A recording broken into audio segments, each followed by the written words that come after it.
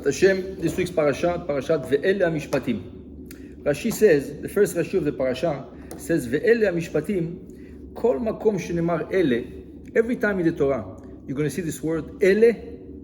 It says over here, Pasal et HaReshonim. Whatever was said previously, we take off, we're restarting a new page. But if you see this word with a Vav, Ve'ele, Mosif al HaReshonim. Always when you see the word Ve'ele, and these are, whatever the parasha is going to speak about, means we're adding on to what was said previously. Says Rashi, our parasha that starts with the word Ve'ele HaMishpatim, and these are the laws. Since last week we were finishing off with Aseret HaDiberot, the 10 Commandments. This week the parasha is giving us Mishpatim, laws that were given to Moshe Rabbeinu b'Sinai, and it's adding on to say these also were giving in Har Sinai. This is not a new episode. It's not something you got in the desert. As Moshe Rabbeinu was coming down from Sinai, he got the 10 Commandments, he got the Mishpatim in this whole parasha, and he got the whole Torah. Like Rashi says, he was given the order to write the Torah from Bereshit till Mishpatim. Till the Mishpatim, right? So he was giving, Moshe was telling him the history.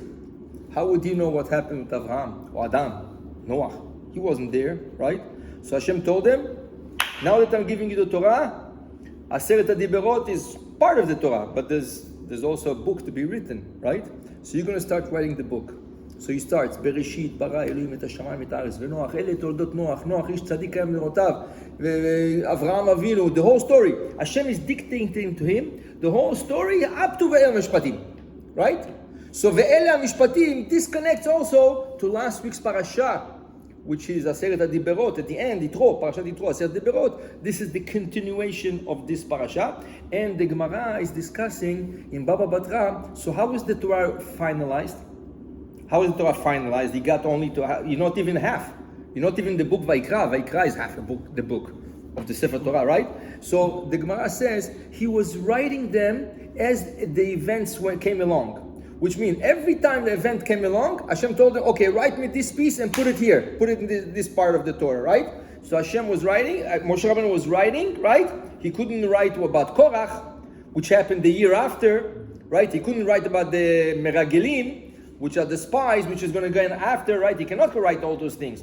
So as they move on from Har Sinai, Hashem is giving him scrolls to write, small scrolls. And basically the Torah, if you look at the Torah, it's scrolls, right? It's pages sewn together. So the same thing, Moshe Rabbeinu, he was given parts of the Torah up to Mishpatim, and every event or every teaching of Hashem, he would add it on to the book called Sefer Torah, the whole Sefer Torah incomplete, right? The parasha that starts the laws of right after Har Sinai starts with a very interesting law.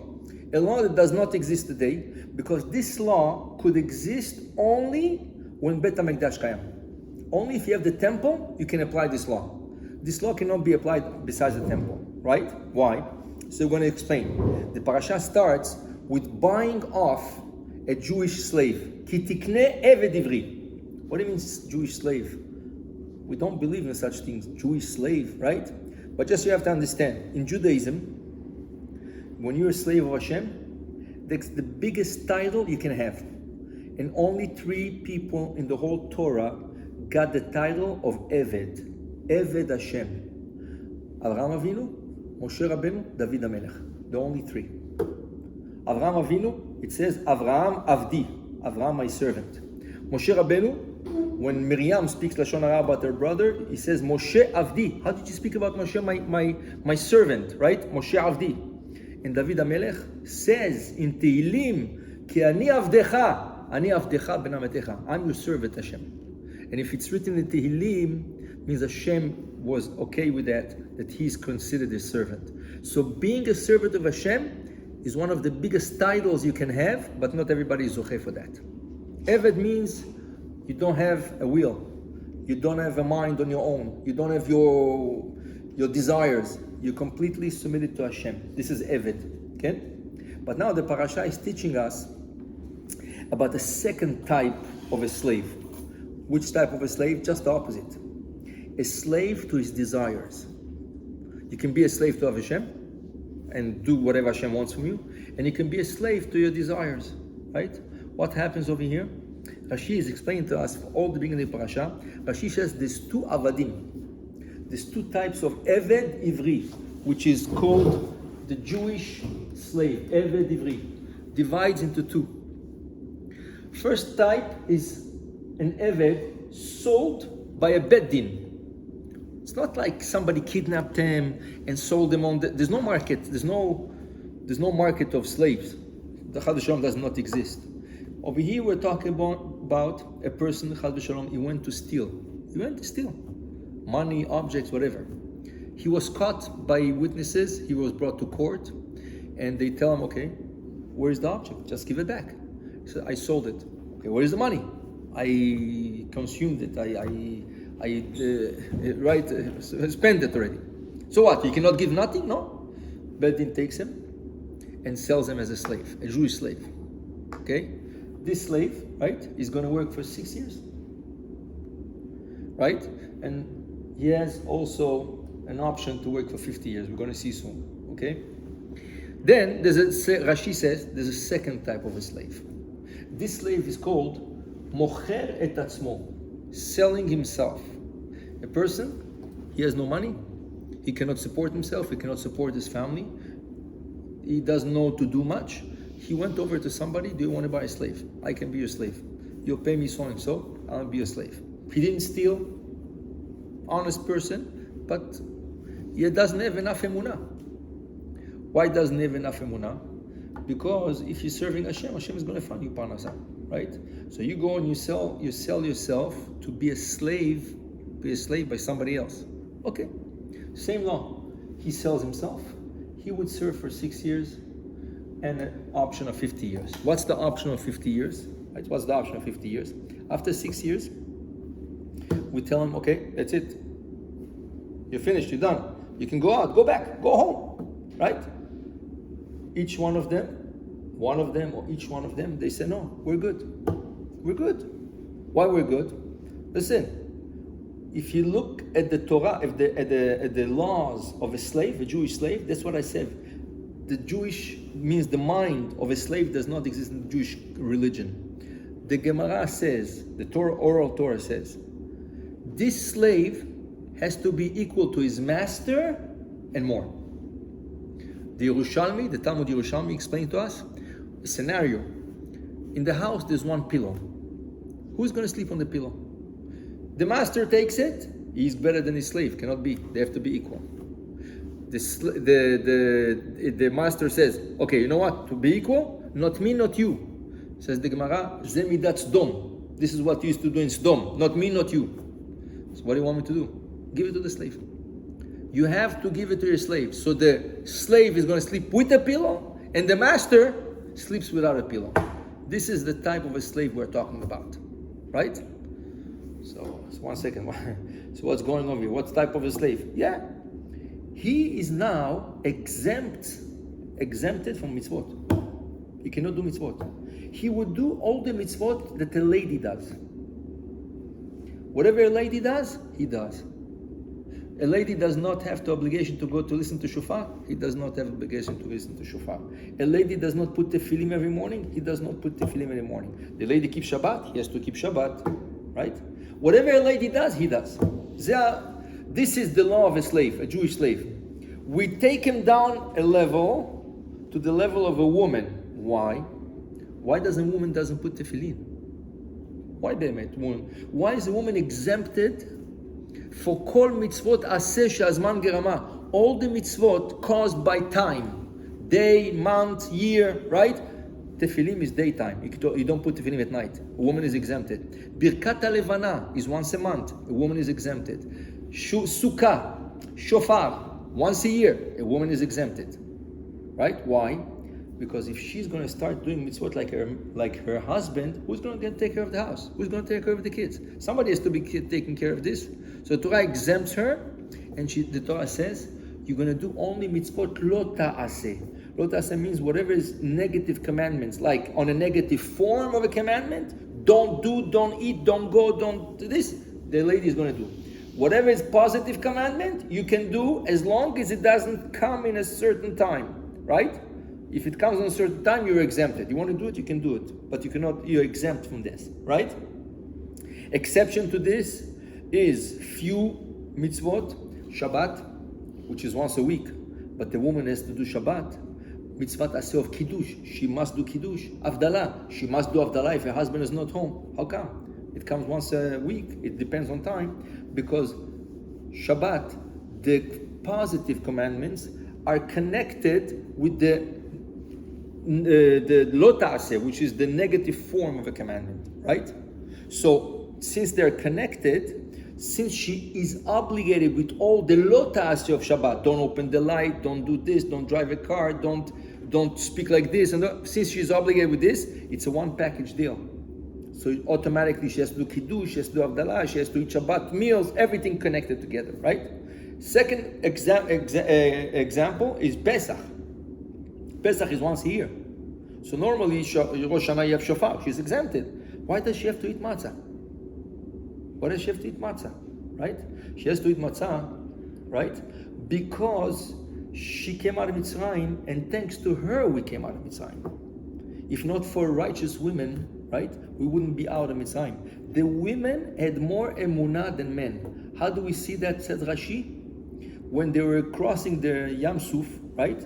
Moshe Rabbeinu sang with the men, Az Yashir Moshe Ubnei Israel, and as he finished this to sing, Vatashar Miriam starts singing with the women. And how does she sing? She has Tov from Mitziltayim, she has all kinds of instruments, musical instruments. But she says, where did they get the instruments, right? But she says, they knew, ladies knew, there's going to be a big miracle. They didn't know what, but they knew it's going to be a big miracle. So she says, we better pack in our bags musical instruments. We're going to sing to Hashem. So they add this nevuah, and they add this emunah, and thanks to them, we had the children, and men didn't want to have children anymore. Everything thanks to the ladies. Since they were the essential part of one of the essential parts of the miracle of Pesach, they have to do it. They eat matzah. Another two exceptions are Purim and Chanukah. And why is that? Because on Purim and Chanukah, the main characters were women, right? Purim, Esther. Chanukah, Yehudit, the daughter of Yochanan, Kohen Gadol. She killed the emperor, right? Aliforni. She killed him, right? And thanks to her, we have a mitzvah to eat ma'achalei chalav, milk dishes on Chanukah. So those are exceptions. But as a general rule, a lady is exempted. So we coming back to this slave, and we tell him, listen, if you're going to start putting tefillin, go to Minyan in the morning, if your master needs a coffee, who's going to make coffee? You're in tefillah. And you're going to stay for Chok Israel. And you're going to stay after for Mincha. What slave are you? Right? No. Take off everything. The Torah says take off. You have to be honest. You have to serve your master. Right? No tefillin. Okay? Tefillah, you do tefillah. Quick tefillah. Okay? Shabbat, yeah, you must do Shabbat, because even a goy that belongs to a Jew has to do Shabbat. Okay? But we take off a big chunk of his mitzvot.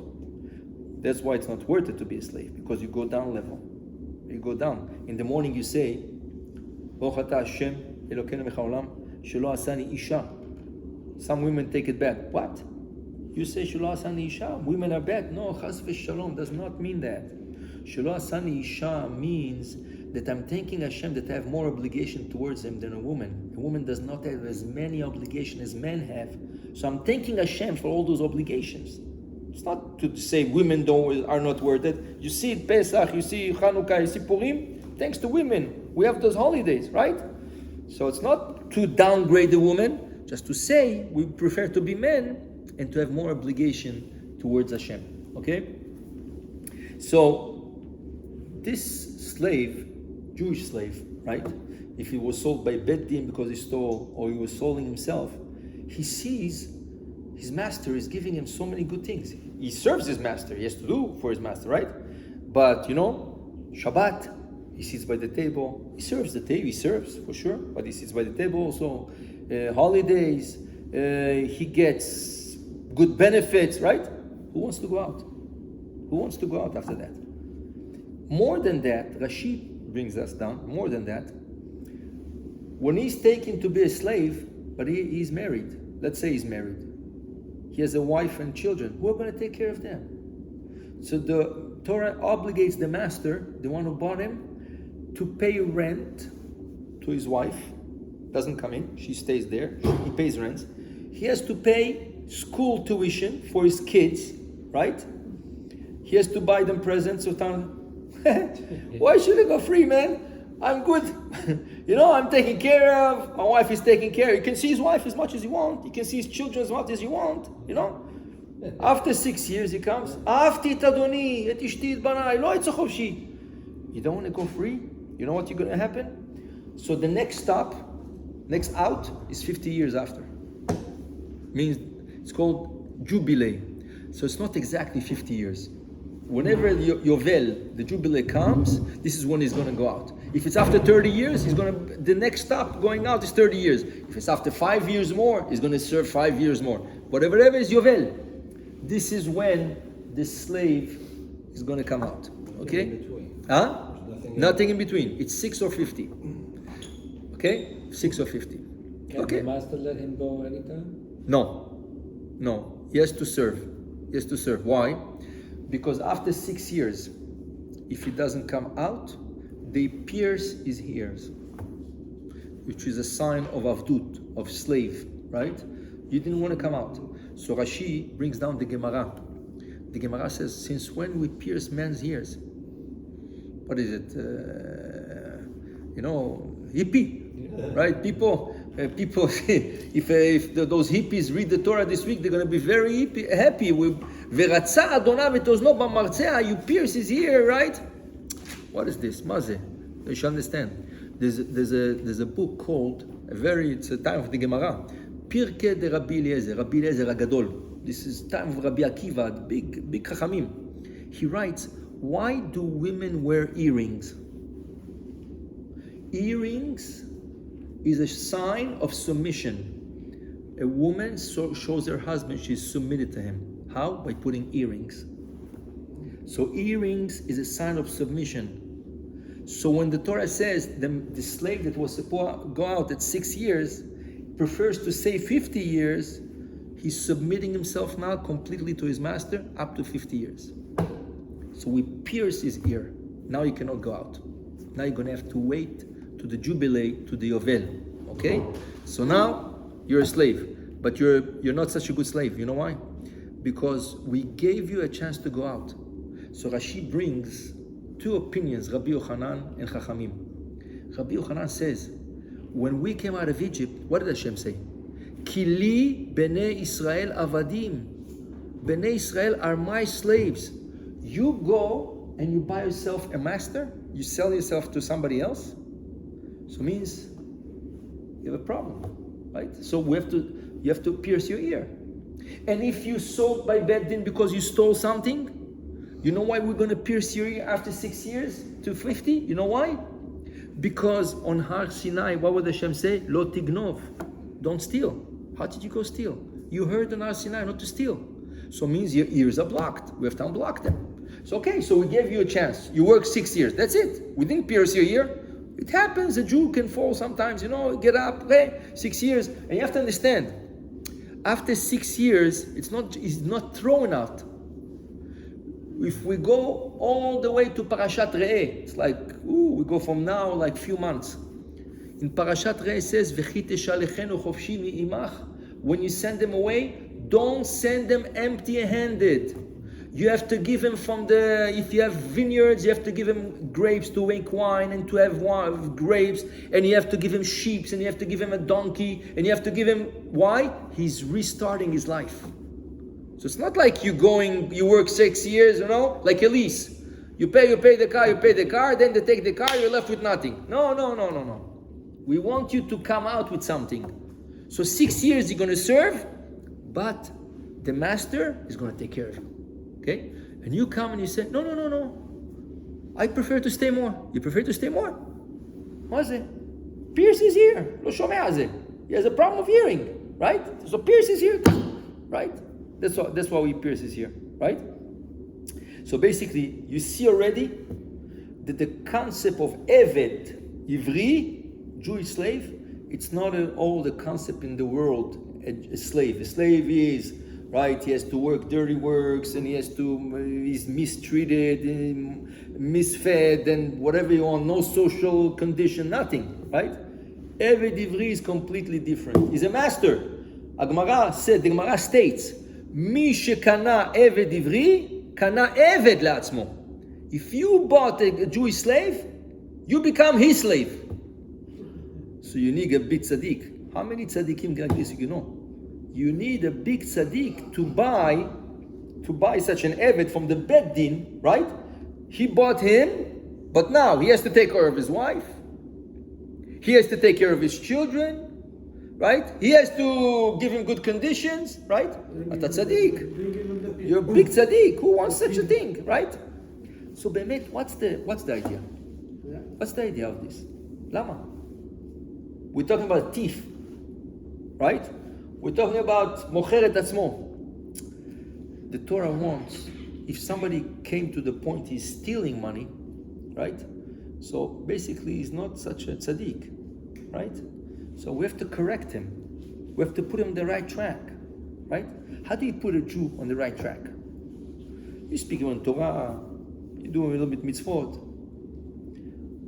What would the society do? Outside society, what would it do? Jail. First in jail. But in jail it's going to become worse. He goes and he meets there bigger ganavim, right? And they say, what do you do? No, not like this. Come on, teach you something. You know, at least when you get caught for $100,000, get caught for $1 million, why are you going to steal $1,000 going to jail? You know? And the guy becomes a professional, right? So the Torah says, no. How do you... Jail does not exist. Where do you see jail in the Torah? We find jail in the Torah, but again, it's not a jail. We find the concept of putting somebody in a jail, Yosef, but that was in Egypt. I'm speaking about the Torah, our Torah. Where our Torah speaks about the concept of a jail, right? There was a man that profaned the Shabbat in publicly. The second Shabbat after Har Sinai, he profaned the Shabbat. Mikoshesh etzim. He went and he collected dry woods in the desert. Okay? And they caught him and they told him, Alo, what do you say? Shabbat. What are you doing with Shabbat? Well, I don't care. Okay? They brought Moshe Rabbeinu, but Moshe Rabbeinu was... It's the first time that somebody mechalel Shabbat. No one was mechalel Shabbat. Since we got the Torah, it's the second Shabbat after Har Sinai. It's the second Shabbat after we got the Torah. No one was mechalel Shabbat yet. No one profaned the Shabbat yet. So Moshe Rabbeinu says, what do I do with him?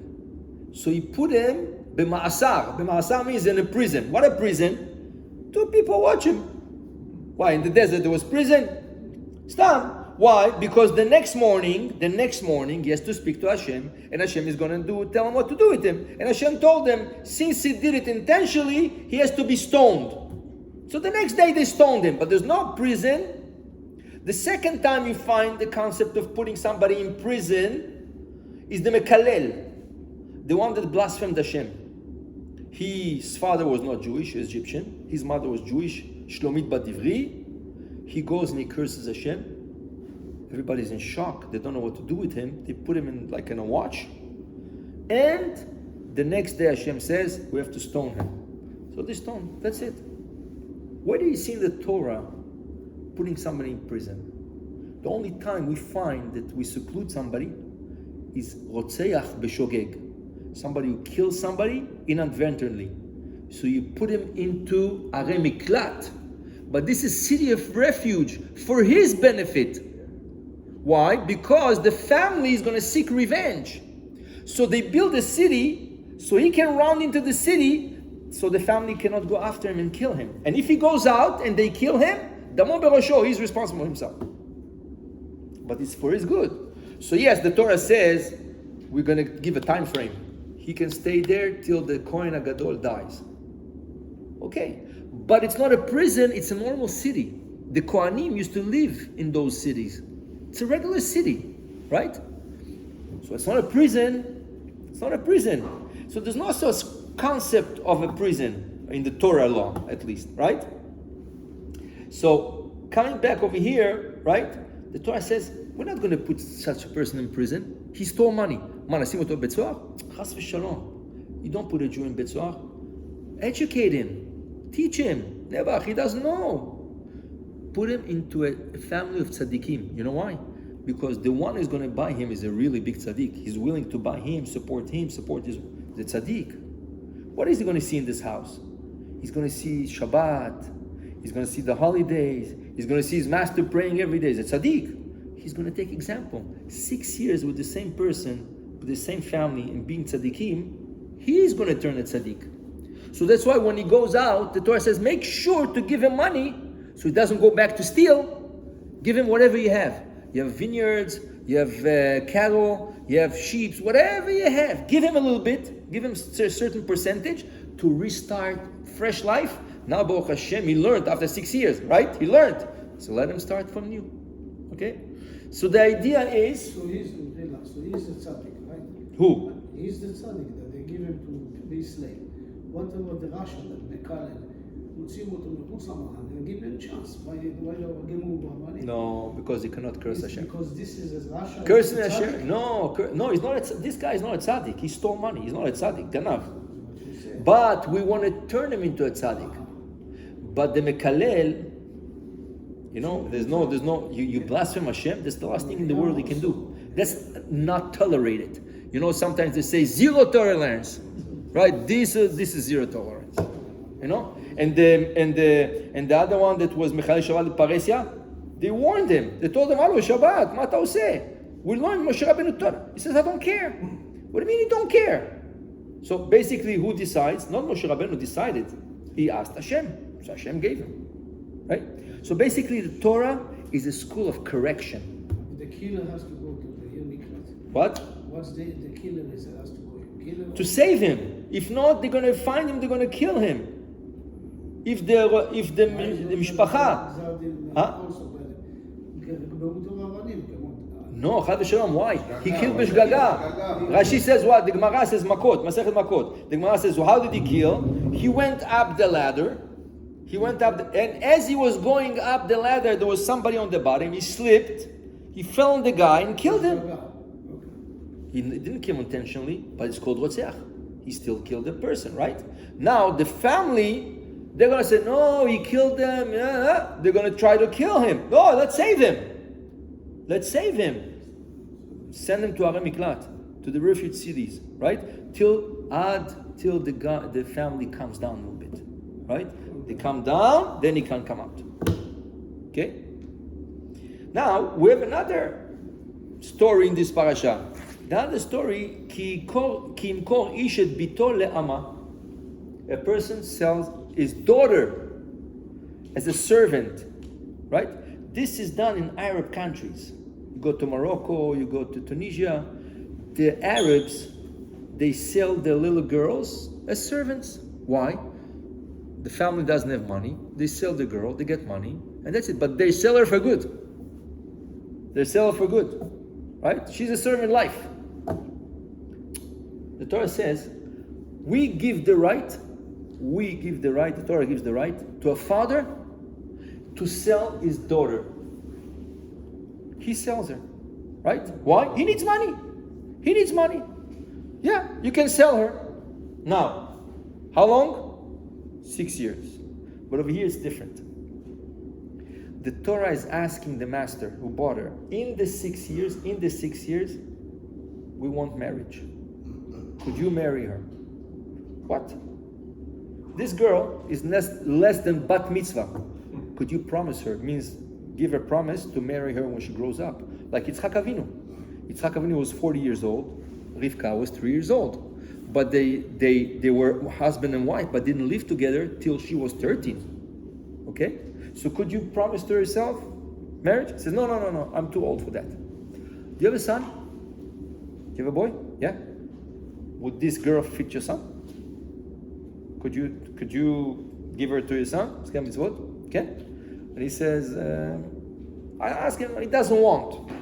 Okay. So we're going to have to wait 6 years, to the 6 years. What happens? She was sold when she was 9. when she gets 12 years old and she gets puberty simanim, right? She shows simanim of adult, she goes out automatically.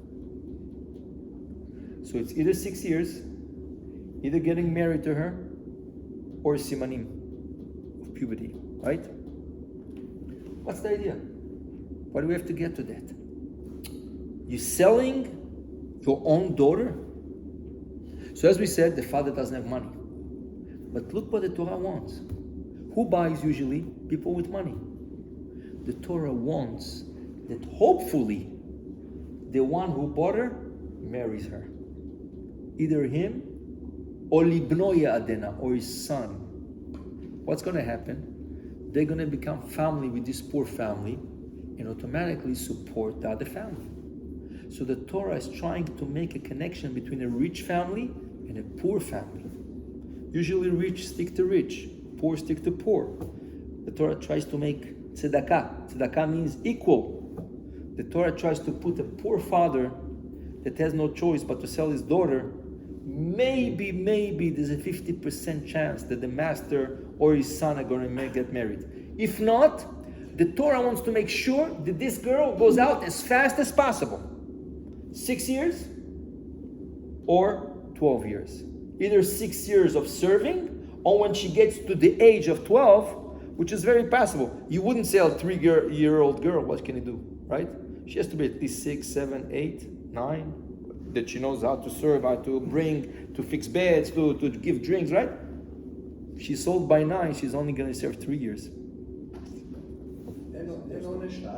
Huh? No. The Torah gives him the right.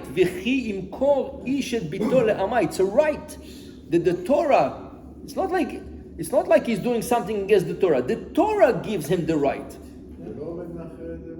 Nothing. This is marriage. This is what we're standing behind. We're hoping it's going to be a marriage over here. He can buy her back. Huh? He can buy her back. Yes. This is another thing. If somebody comes from the outside, well, the father, he wins the lottery, right?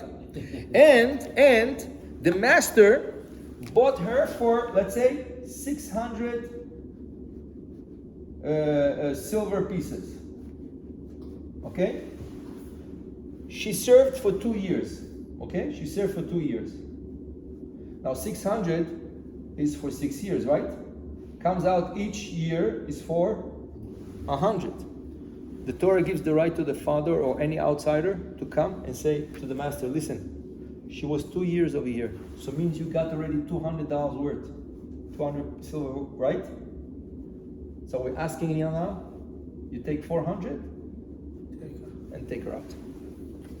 So this is another way to free her. If somebody from an outsider comes or the father comes, he gets money, he can free her before the 6 years, before the simanim, before anything. Depending on the time she was there, but he has to calculate how much she was sold for, how much is each year worth, and times 2, times 3, whatever it's times, and give the rest of the balance to the master. So an outsider can... An outsider, anybody can come. An outsider comes and he says, no, I don't want this little girl to stay there. So I'm going to the master. Listen, how long she's here? She's a year? Okay. I owe you 500 pieces, give me the girl. I'm going to give her back to the family. What if the father comes back and says, I want my daughter back? The Torah takes care of that also. If she was not freed by either years, marriage, 12 and thing, and no one came to buy her off, the Torah says that yatzah chinam en kasef, and the father has no more the right to do anything to her. He cannot sell her back. Let's say somebody came and freed her, and she's still 10 years old, and the father wants to sell her. Okay? The Torah says no. You already sold her one time. That's all we give you. That's all we give you. You have one chance. That's it. She didn't get married. That's it. Now you're going to have to wait till she grow up, right? Bevigdo ba, because he like bagad, who is he mistreated her by selling her, right? Betrayed her. It's like betrayed it. He betrayed her by selling his own girl, right? Which the Torah gives him the right. but you cannot do it the second time. We're not going to give you a second chance. Give you one chance only. Can the owner sell her again to someone else? No one. It's one time. She sold to one person, and from there she takes the route either to go out with 6 years of serving, marriage, simanim, or buying off. Not the father and not the owner can resell her again. That's it. The next stop is going back home. But the father has money, can go buy. Yeah, a father, an outsider, herself, Anybody can buy a bike. anybody, right? Yeah. Okay. So again, He has to sell it back? what? If he comes to her, I want my Yeah, car back, yeah. he has to The sell Torah it. says yes, he has to sell her back. Why? Because now that she was sold because there was no money, but now that she get the money, he has to. Only to her dad, but her father, but not to a stranger. If he doesn't want to sell it to a stranger, doesn't have to. What do you mean, a stranger to buy her off? Yeah. No one can buy her off, but everybody could bring her back home by paying off. Oh, They can okay. pay off, Okay. but not buy off, right? Because it's not an object. It's a Jewish girl. It's not like an object you sell and resell. You can't. No one. Everybody can help to bring her back home by buying off from the master, right? Paying off the debt from the master. But no one can buy off like, oh, she's a good thing. I'll buy off from you for more money. Can't do that. Okay. So you see, Jewish slave, Jewish. So basically, the Torah here in this week's parasha starts with an unapplicable law. Today, who sells? Today it doesn't exist. You'll go to jail if you do this. When did all this end? Huh? When did all Bet HaMikdash, the destruction of the temple. And the first temple destruction, right? One of the causes, I think it's even this week's Haftarah, Yirmiyahu was begging the Jewish people to free their slaves. Why? What did they do? Hashem sent Yirmiyahu, a Navi, the prophet, to tell them, you're not doing the right thing. I said not more than 6 years. If he doesn't want, you go to the Jubilee, right? But not more 6 years. People, Jewish people, used to hold on to their slaves. So their abuse, right? Not physical abuse, but abuse of keeping them. So Hashem sent Yirmiyahu Navi, he told them, you better tell them to free the slaves. The first time Yirmiyahu came, everybody listened to him. Everybody listened. And everybody freed the slaves when they were up their terms already, right? A few years later, everybody went and took back their slaves. So Hashem got angry, and Hashem told them, you are slaving my people, you're going to become slave. And that's how the Babylon exile started. They were sold as slaves. If you have no respect to your brother, right? I give you the right, either Beddin or somebody said, this is rights that I reserve in the Torah. This is not people doing on themselves, right? But if you go and you abuse of the system after 6 years, that's not my system, says Hashem. So if you do that, you're going to become a slave. And that's why Yirmiyahu, this is one of the things. He was telling him about Shabbat, they didn't keep Shabbat, and he was telling about the slaves. And they went back to take their slaves, so Hashem got upset and he says, you took back my slaves, my people, you're going to be sold as slave. And then Babylon came and destroyed the temple, and then it stopped. Why? Because the Jubilee, what's called Yovel, can happen only in Bet HaMikdash. On the 50th year in Bet HaMikdash, on Yom Kippurim, they would sound the shofar. And the shofar was a sign to free the avadim, the slaves. Okay? And since there's no Bet HaMikdash, and we don't have the Beddin and the shofar, this mitzvah stopped. Coming back on the second temple, this mitzvah didn't reapply again, right? But again, if the Torah gives it to us, even if it's not something we apply today, right? But the logic is here. Don't mistreat your brother, right? Even if your brother works for you. So what does it mean? A boss and his worker. You know? Don't mistreat your worker. Give him good conditions, right? Feed him, take care of his wife, give him a present from time to time, talk nicely to him. You know, this can be also between a boss and his employee, right? All these things. It's a big matana. Kadosh Baruch Hu make you ashir and he give you a slave. Of course, you have to take care of him. How he can be better?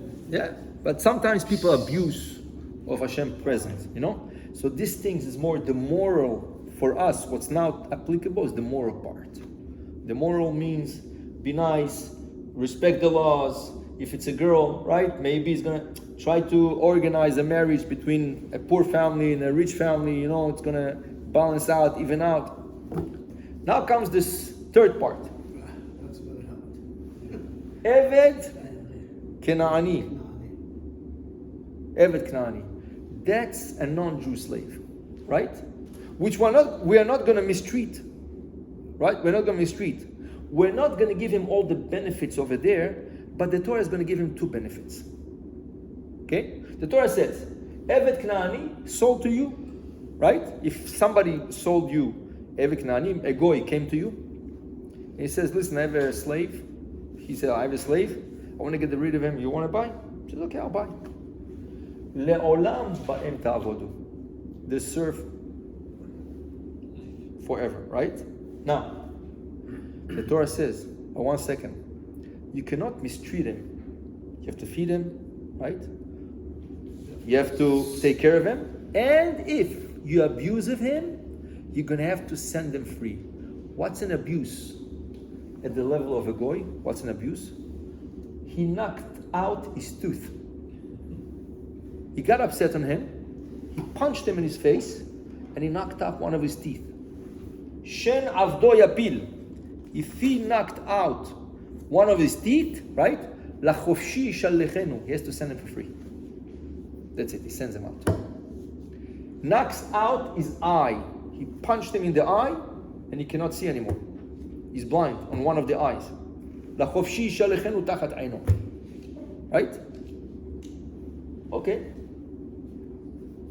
What's the lesson over here? Where did the notion of becoming a slave began in the Torah? Where do we see in the Torah speaks about avadim, besides Egypt, before Egypt, all the way in the beginning of the creation of the world? Where do you find this notion? We find it by the 10th generation of the world, Noah.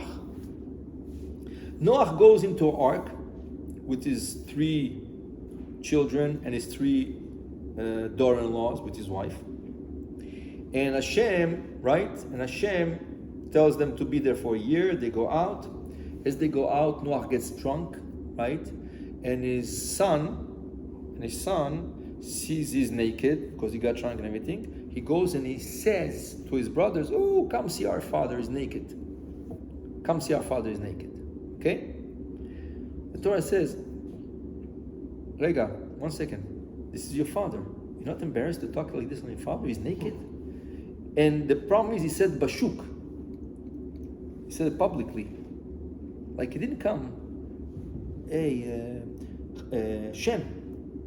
Right? His brother was Shem and Yefet. Yefet. There's a problem. Father is, right? They had already grandchildren. So everybody listened. Oh, the grandfather is naked. Right? So the Torah says, first of all, Noah cursed him. He told him, you and your family, till the end of times, Eved Avadim Iyelechav. You're going to be the slave in this world for every humankind. He cursed them. Right? The Torah comes and he says, 1 second. What was the problem? That he saw his father naked and he spoke about it publicly. Says the Torah, if we're going to take out those 2 tools out of you, you're going to become normal. So if your master knocks off your tooth, right? So you're not going to speak bad anymore, go out for free.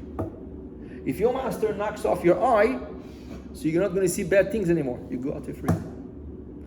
So he was cursed. So this is the first time we find Eved, Noah cursing, and Noah is the beginning of humanity. This whole world is the children of Noah, right? Just we're the children of Abraham, but the whole world is children of Noah. So because Canaan, right, Canaan, they mistreated their father, the grandfather, right?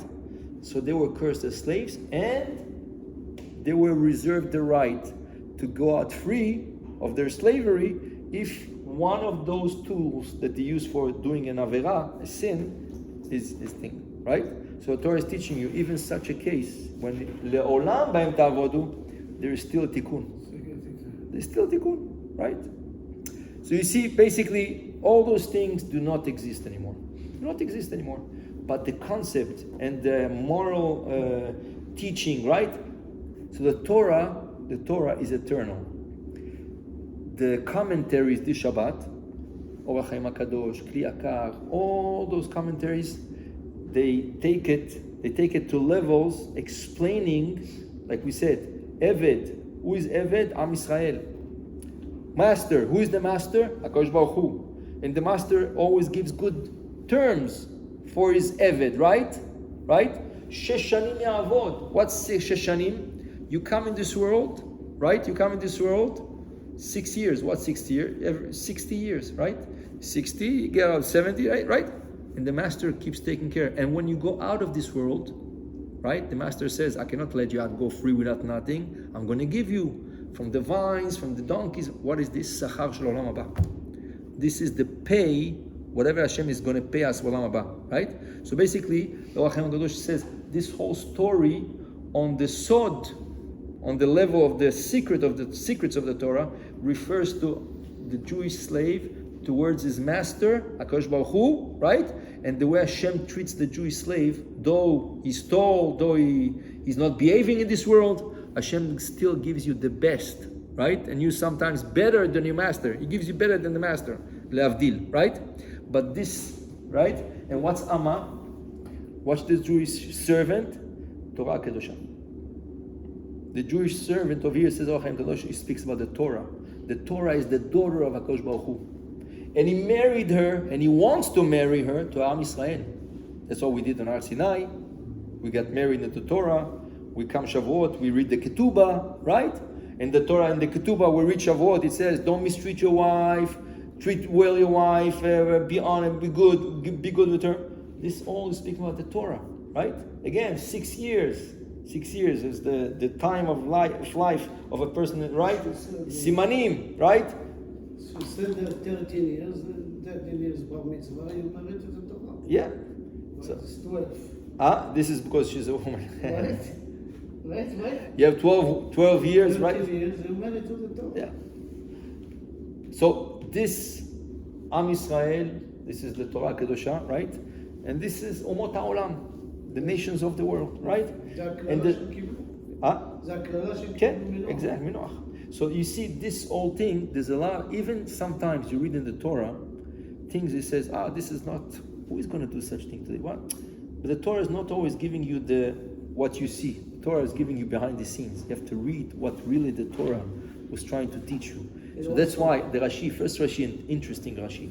And somebody in Kolel this week said something very interesting. No. Yeah, at the Mitzri, yeah, but it's teaching. But look, something nice. Rashi says, Ve'ela Mishpatim, the Torah starts off the Paracha this week, Ve'ela Mishpatim asher tasim lifneim. Rashi says a beautiful teaching. He says to Moshe Rabbeinu, Hashem is teaching Moshe Rabbeinu, don't teach them the laws once or twice or 3, 4 or 4 times. You should teach the laws like a shulchan aruch le'echol, like a ready table, which is ready, like a set table ready to eat. So somebody says, this is where the word shulchan aruch came from. What's shulchan aruch for us? That's the code of laws. And what is Hashem telling Moshe Rabbeinu? Don't teach them the law once, twice, 3 times, 4 times. Kishulchan aruch, like a table that has everything. It has a plate, it has a knife, it has a cup. I saw Baba Sari was very careful also to have napkins. The Baba Sari says the shulchan, the table has to be set from A to Z, right? Sometimes you come to the Shabbat table, where are the napkins? Why don't have the challah cut, the challah knife? Where is the salt? Right? People get Moshe Rabbeinu is giving, no, I want the laws to be like shulchan aruch le'echol, right? So if the Torah is giving us laws, this le'echol, that's to eat, but you have to understand what you're eating. Sometimes you see something, you don't know how to eat it, right? Sometimes you see food, it says, how do you eat this, right? That's exactly, go learn. The shulchan, the Torah is like food, right? So you want to know, go learn. Go understand what the Torah is teaching you, something which you think is not applicable. There's always an application, right? So that's it. But the rest of the parasha is going to go into all the laws of damages. Somebody hurt somebody, his ox gored somebody, somebody's animal went to the neighbor's yard and damaged it, right? All kinds. Somebody steals money. Somebody's found to be all those. This all Shulchan Aruch, which is called the section Choshen Mishpat. Choshen Mishpat is the monetary part of the Shulchan Aruch. So basically, the Choshen Mishpat, the monetary laws of Jewish, are based on this week's parasha, Mishpatim, as they sound. Mishpatim. Mishpatim is a part that is called the logical laws. We have chukim, which is inexplicable. You cannot explain chok.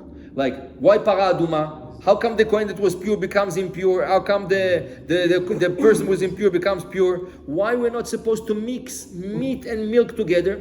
No explanation. Why we're not supposed to wear a suit which the composition, right, is wool and linen? No explanation. This is chok. Don't ask. Don't even try. And there's no explanation, right? This is chok. But then you have mishpatim. The mishpatim is reasonable and logical and rational laws.